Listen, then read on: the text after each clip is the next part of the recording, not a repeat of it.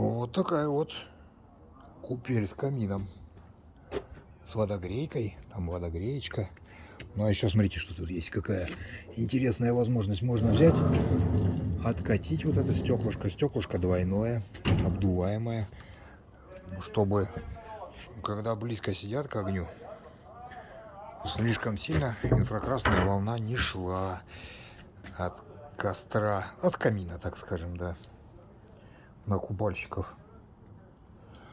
Ну а когда надо, зимой вдруг слишком холодно, можно и открыть, ну и наслаждаться и запахом дров, и треском. А когда жарко, взяли и закрыли. Вот так. И еще здесь управляемыми заслонками можно управлять идущим теплым воздухом под шею, либо слить на лицо.